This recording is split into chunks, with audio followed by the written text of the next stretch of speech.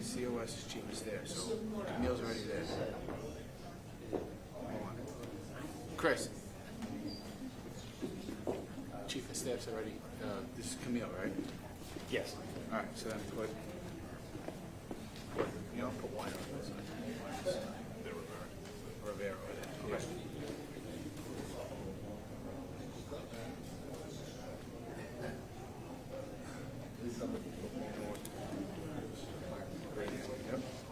Okay. Yep. And put Rivera. Chief Rivera over here.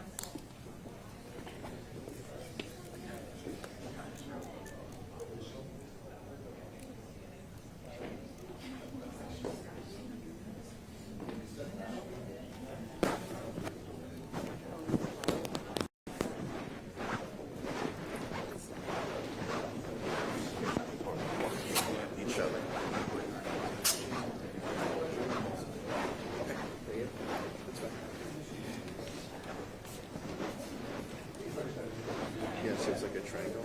Yeah. The mayor of the.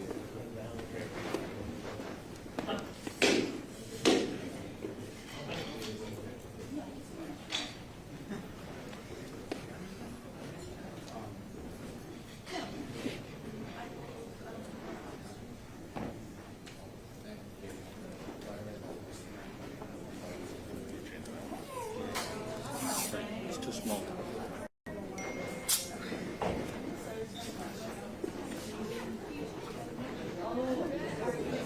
Yep, that's right.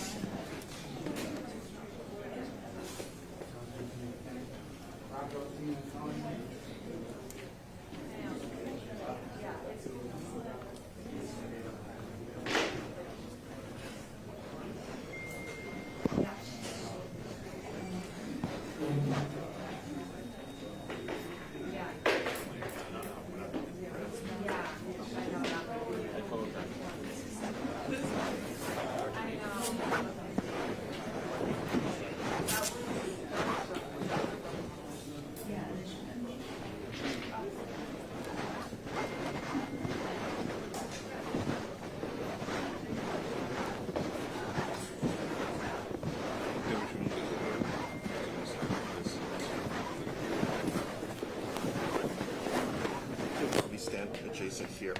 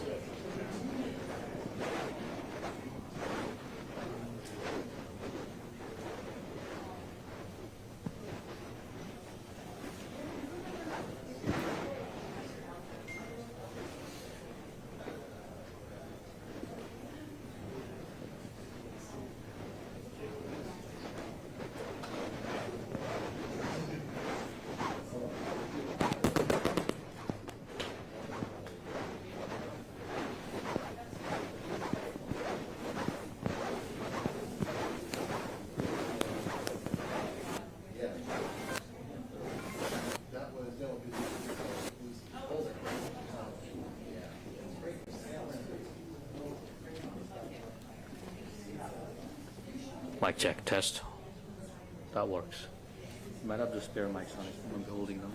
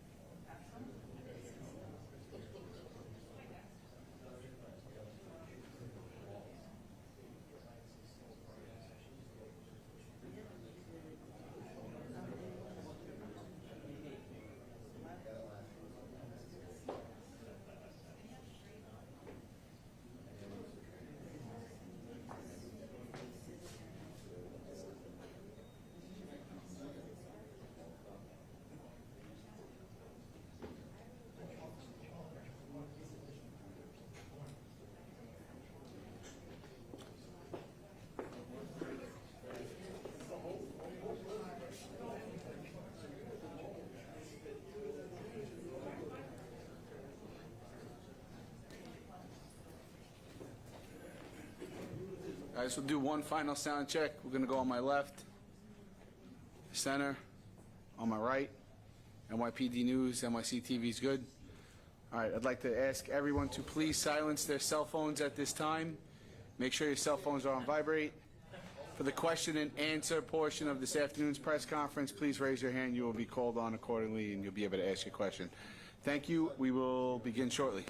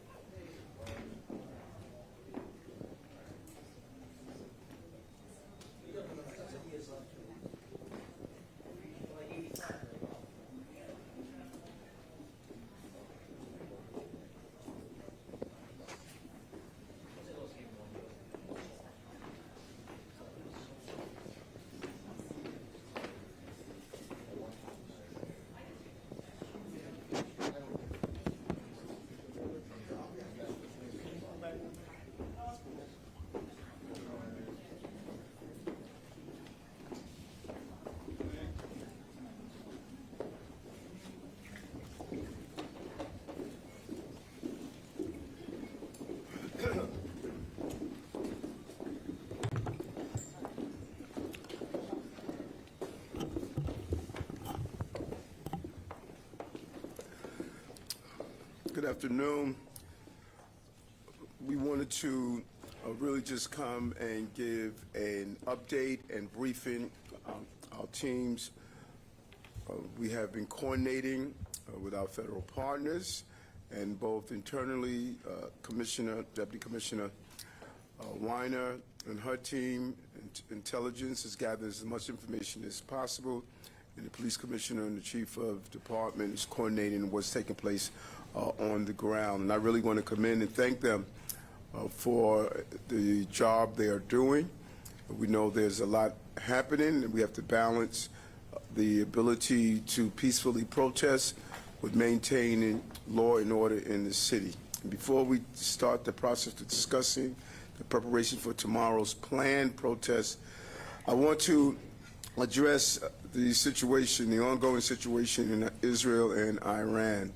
As we have a large population of both Israeli and Persian diaspora in our city, we expect that conflict is likely to affect protests across the 5 boroughs. And out of abundance of caution, last night we immediately increased security at houses of worship and at Israeli diplomat sites. And Police Commissioner Tish and I coordinating with our federal partners as we continue to monitor the situation. We are praying for peace in the region, and we're preparing for safety in our city. New York City is going to continue to remain the safest big city in America, and we'll do whatever it takes to keep New Yorkers safe. Every one of you should be able to go to your house of worship, your jobs, your schools, employment, and without any form of unnecessary disruption. And countless number of millions of people who visit our city for tourist attractions and restaurants.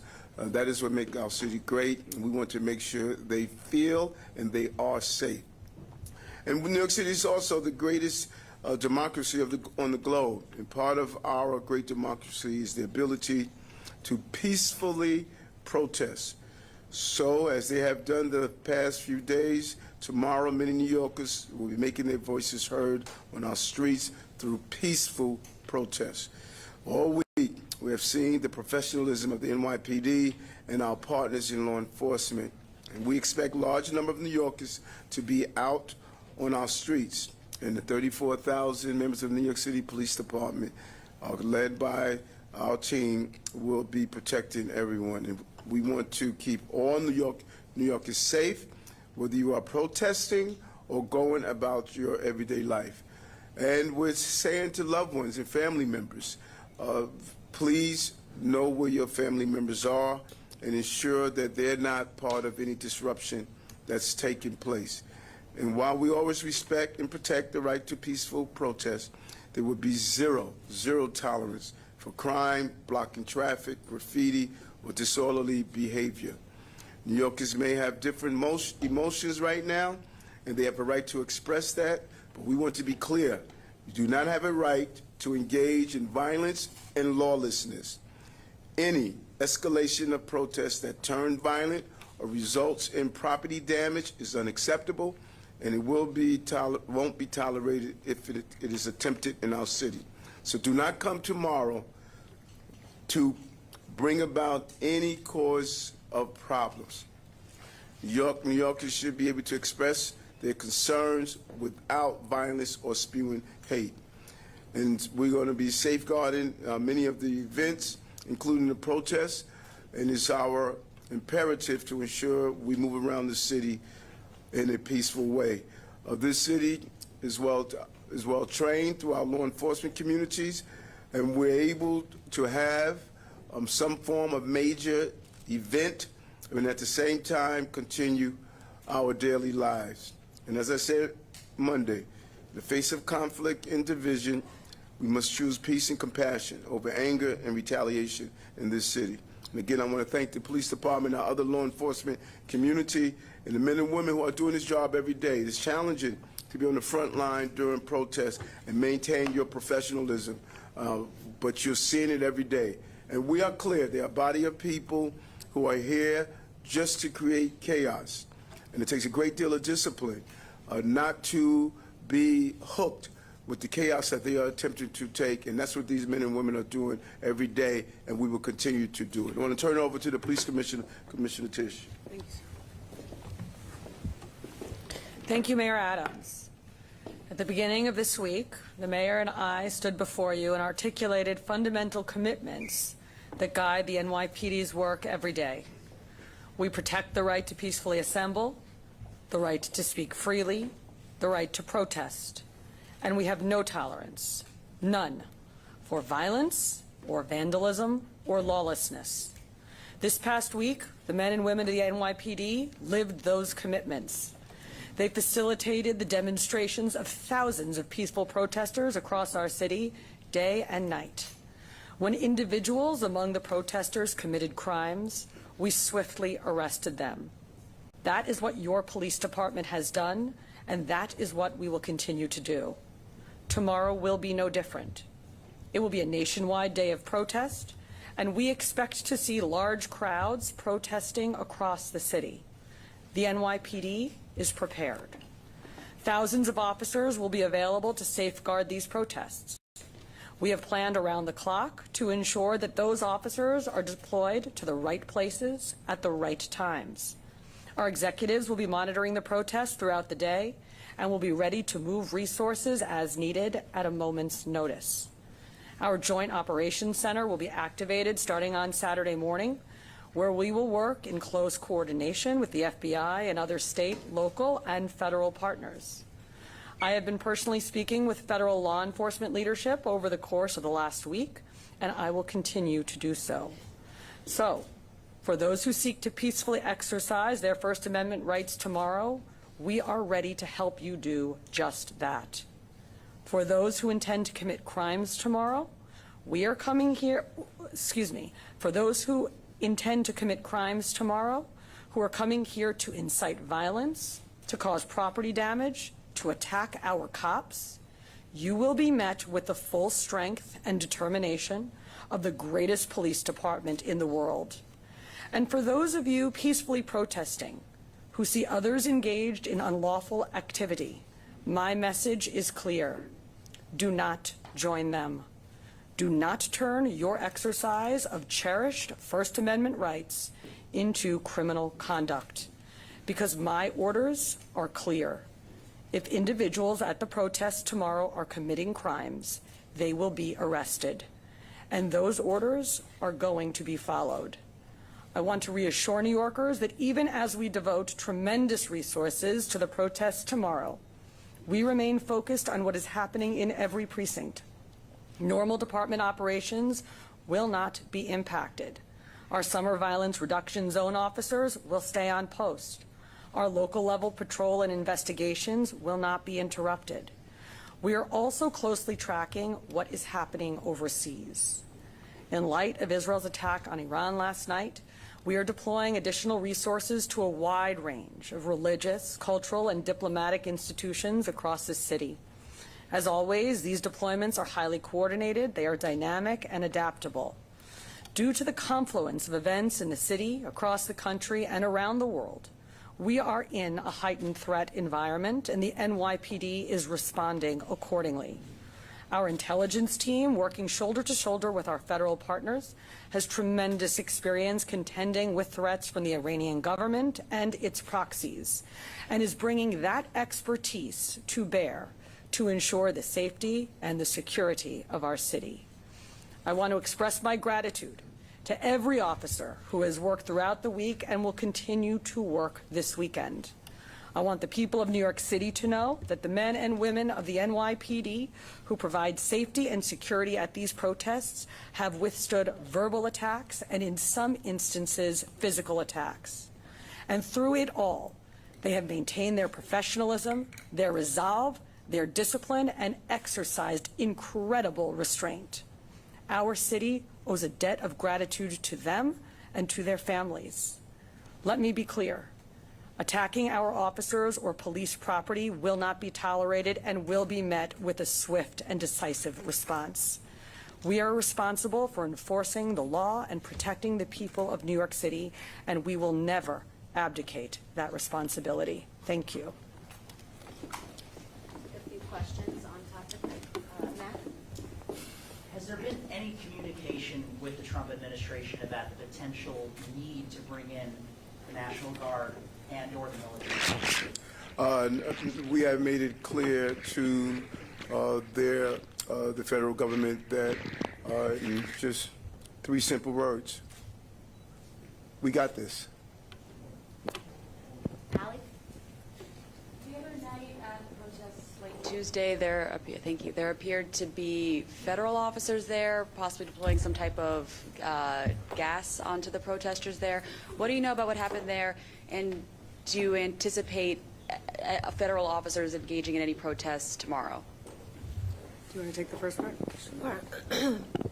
So we have been coordinating extensively with our federal partners. As the mayor just said, as the commissioner just said, we got this. We've got hundreds of specially trained officers who are expert at disorder control, who know how to do this very well. And we have been dealing with protests for certainly years, months. This is no different. The causes change, but the response is the same. And so that coordination, which is ongoing, and that communication, we are quite confident that we are able to police these independently and quite effectively. The other night, was that like The canister. working with the federal officers there? Was that intentional in NYPD? So, you know, obviously everybody was on the scene together. Federal agencies who are responsible for the force protection of their own personnel involved in that particular incident, having an interaction with protesters. So our message has been very clear, our communication with federal partners has been very clear, that we are there to help police the protests so that the federal government can do what it needs to do while we are keeping the public safe. Right next to you, Allie. Nia Clark from New York One. Could you just thank you? Could you just elaborate on the extra security at religious institutions, including Jewish ones? How many extra officers are patrolling these institutions around the city? Yep, starting last night, we deployed a lot of extra officers to religious, cultural, and diplomatic sites across the city. That heightened deployment has continued into the day, and it will continue for the next several days as long as it's necessary. As always, we don't give out specific numbers, but it is occurring across every borough of the city. Katie? Hi, this question is for the mayor, for the commissioner, or for Ms. Weiner. I know you mentioned it earlier, Mayor Adams, that there are outsiders in here. You mentioned earlier this week that there's outside agitators. We've gone through this last year, I know, with the Columbia protests. Do you have any evidence or anything you can show us, proof that there is a concentrated outside agitator? Because right now, I know from last year, there wasn't really a lot of evidence to back that up, and I'm curious if you have any more information. Okay, you said as last year there was no large amount. That's the biggest mistake we make when we try to define the situation. There were outside agitators on the Columbia campus when, at the time, Assistant Commissioner Daughtry and Chief Shell was there. There were individuals who were part of taking over the Hamilton Hall that did not attend the school. Some of them were professionals. Folks, when you have 5,000 people on the street, all you need is 20 to be an outside agitator. You don't need 4,999. You have a small number of people that are professionals. We saw it during the Black Lives Matter situation when I met with former Mayor Bill de Blasio. They were training people to have glass bottles filled with ice, bricks, knapsacks, all of the tools that were used to aggravate. And so get out of your mind that an outside agitator must be the numerical majority of the people who are participating. Outside agitators go in, they rile up the crowd, they start throwing items at the police, they start doing things to get the police aggravated. They use fire bombs to burn cars. We saw that during the BLM movement. That's what an outside agitator is. And so whomever is saying there are no outside agitators coming in and they're professionals, Antifa and others, they just don't understand policing. You're not the majority. That's not your goal. You're not going there to be the majority. You're going there to hijack a movement so that you can aggravate and create disorder in the city. That's what an outside agitator. They were there on Columbia, and they're there at many of our marches. And so if you want to write a story about there are no outside agitators, feel free to do that. We're going to protect the people of this city based on intelligence, not rumors. I was asking if you had any intelligence to share for this current. No, no. Go to the next person. Hi, Mayor. Just to push the mayor forward on the training and lessons learned from the BLM protests, talk about some of the training implemented in the NYPD as you guys prepare for tomorrow. Mike?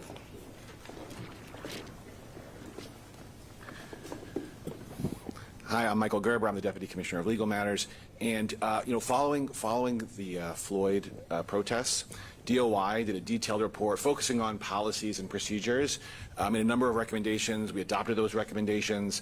So there are lots of pieces to that, but I think most critically was the adoption of department policy in the patrol guide, specifically about the policing of First Amendment activities, outlining responsibilities, outlining how we go about maximizing the exercise of First Amendment rights while also maintaining public safety, enforcing the law.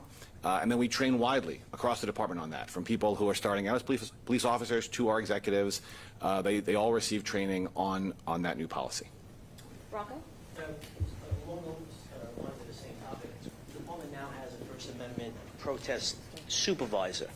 What has that supervisor brought to the table? What is new now in how the police handles things? And why was the first supervisor, Chief Haywood, replaced after such a short time?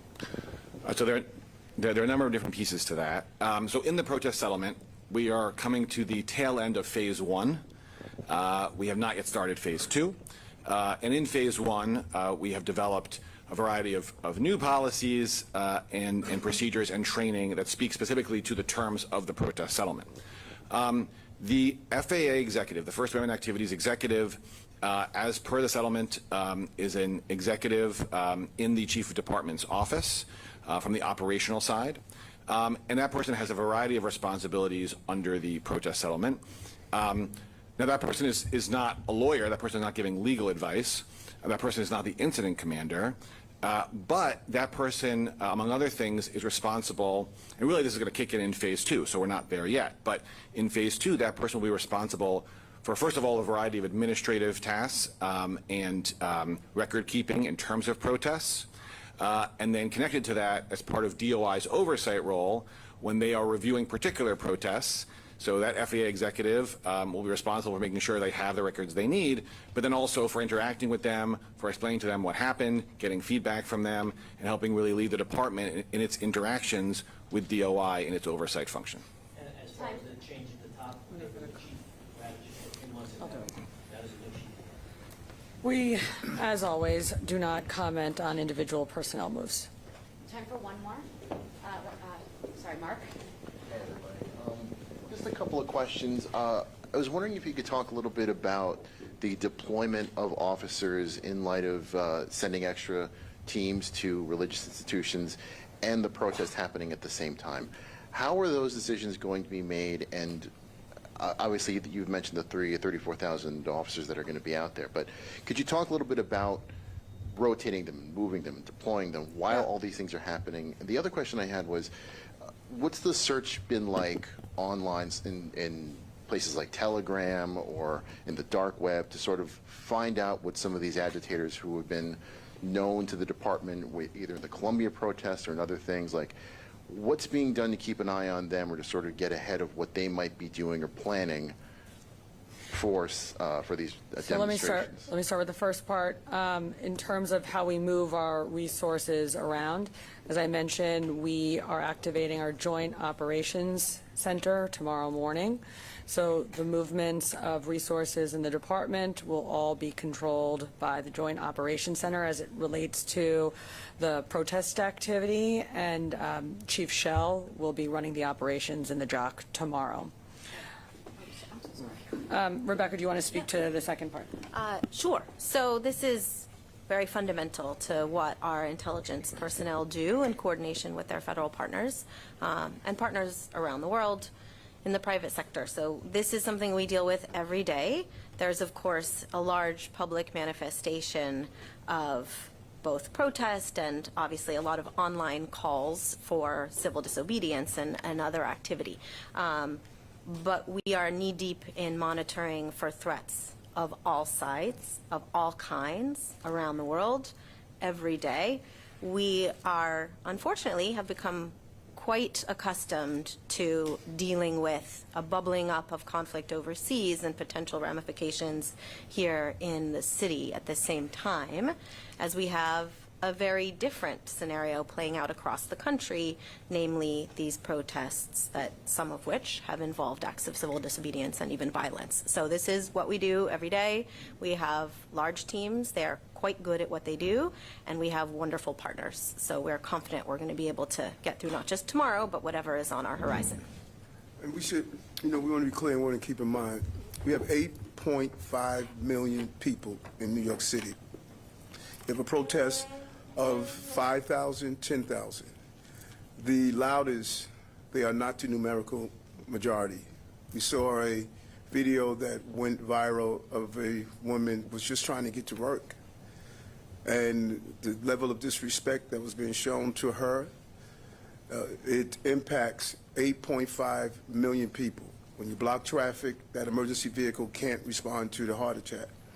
When you decide that you're going to burn police vehicles, you are showing a level of display and disorder. When you break windows of shops and glass, people work inside there that provide for their family. That's what we're going to balance.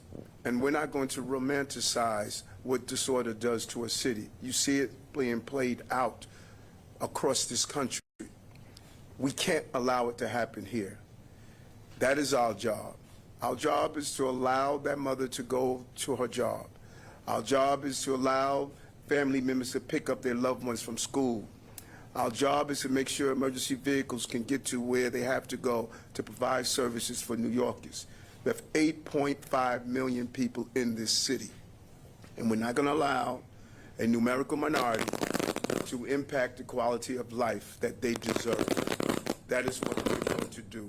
We do it well. No one does it better than us, and we're going to do it tomorrow on the 14th.